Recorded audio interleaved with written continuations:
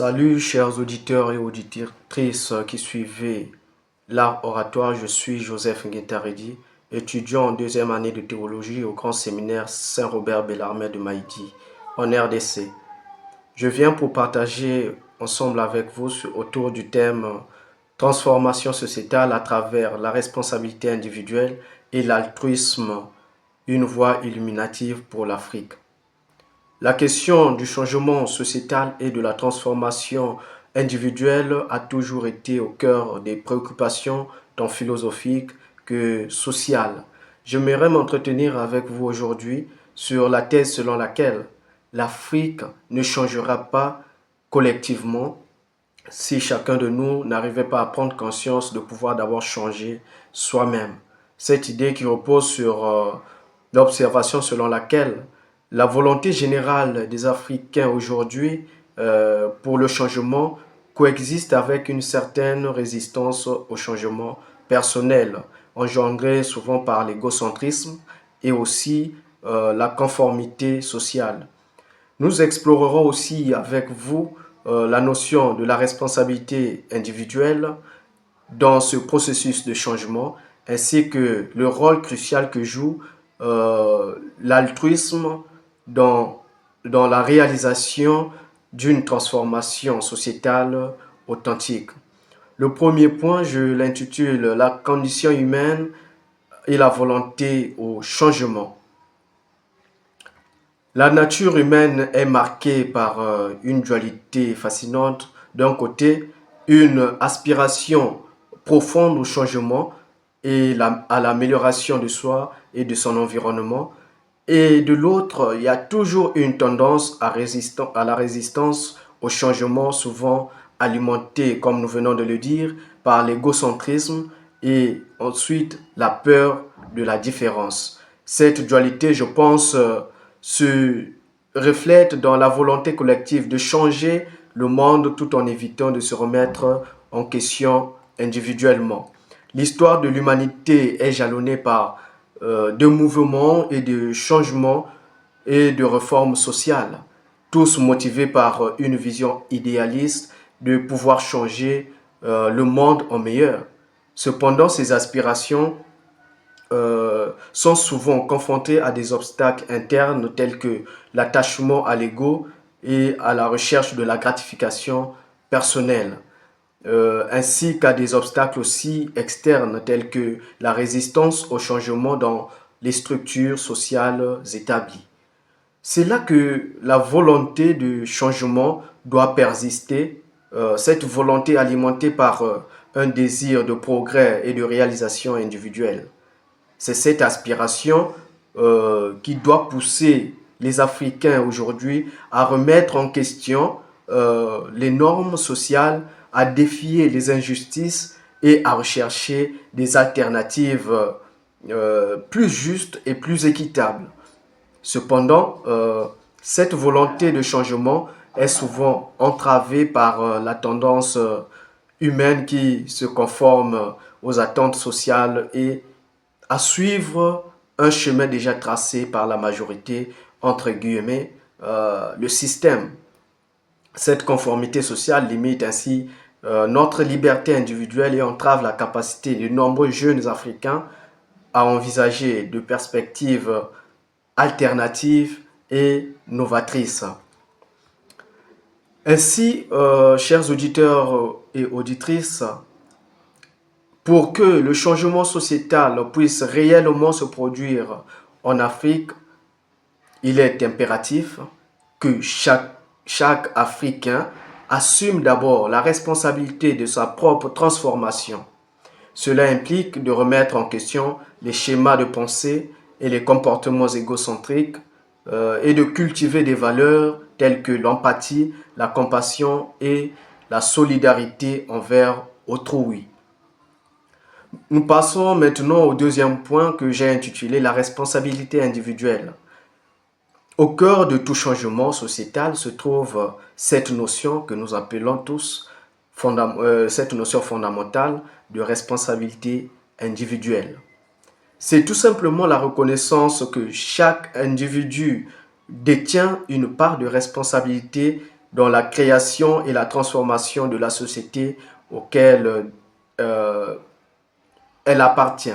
La responsabilité individuelle implique non seulement de reconnaître son propre pouvoir d'action, mais aussi euh, de prendre conscience des conséquences de ses choix et de ses actions sur autrui et sur l'environnement social. Dans un monde aujourd'hui où il est tentant de rejeter toujours la responsabilité sur les autres ou sur les structures sociales, surtout en Afrique, il est essentiel de rappeler que chaque individu a le pouvoir de faire une différence et même à une échelle modeste, si on peut le dire. Cela suppose de remettre en question ses propres comportements et ses croyances et d'être aussi prêt à changer et à évoluer en fonction des besoins de la société. La responsabilité individuelle va donc au-delà de la simple conformité aux lois et aux normes sociales établies. Elle implique également un engagement moral hum, envers les valeurs d'équité, de justice et de respect de la dignité humaine.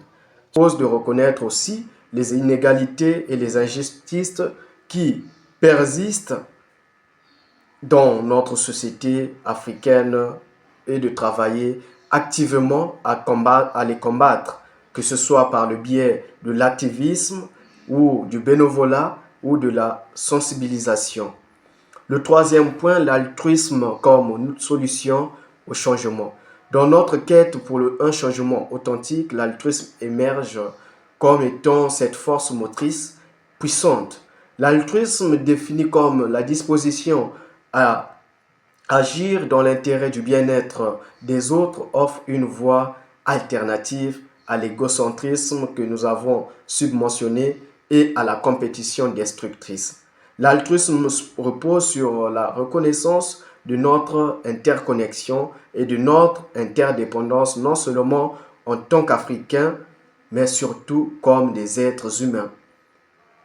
En adoptant une perspective altruiste, nous sommes en mesure de transcender les frontières artificielles de l'ego et aussi de nous concentrer sur les besoins et les aspirations des autres. Cela nous permet de créer des liens plus profonds et plus significatifs avec notre communauté et de cultiver un sens renouvelé de solidarité et de compassion.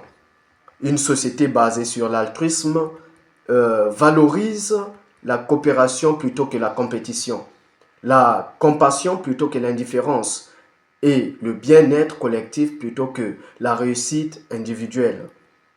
C'est ce qui manque à nombreux Africains aujourd'hui pour pouvoir entamer ce processus de changement de l'Afrique.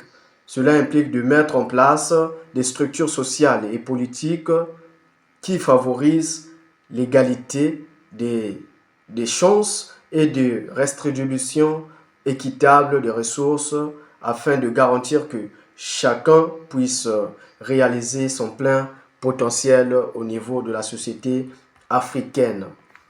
L'altruisme ne consiste pas seulement à donner de manière désintéressée comme le pensent de nombreuses personnes, mais aussi de créer des conditions propices à l'épanouissement de tous les individus.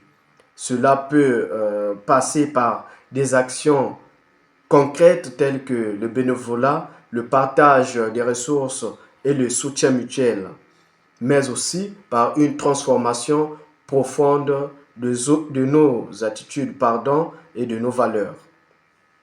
Alors, qu'est-ce que nous pouvons retenir? À travers notre exploration, ce que nous pouvons retenir de la condition humaine, de la responsabilité individuelle et de l'altruisme, nous avons mis en lumière les éléments clés nécessaires à un véritable changement sociétal et authentique. Nous avons constaté que le désir de changement est profondément enraciné dans la nature humaine, mais qu'il est souvent entravé par des obstacles internes et externes. La responsabilité individuelle apparaît comme un pilier essentiel de processus et de transformation nous rappelons que chacun de nous détient le pouvoir de contribuer au changement à travers nos actions et nos choix au quotidien. L'altruisme émerge comme une force motrice, comme nous l'avons bien dit, puissante. Nous invitons à nous tourner vers les autres et à cultiver ensemble des relations basées sur la compassion et la solidarité. Ensemble, ces éléments forment un cadre philosophique robuste pour pouvoir aborder les défis complexes auxquels notre société africaine est confrontée. En reconnaissant notre interconnexion et notre interdépendance en tant qu'Africains et en assumant pleinement notre responsabilité individuelle envers les autres et envers le monde qui nous entoure, nous pouvons ouvrir la voie vers un avenir plus juste, plus équitable et plus harmonieux pour tous et pour chacun. Ainsi, je vous remercie.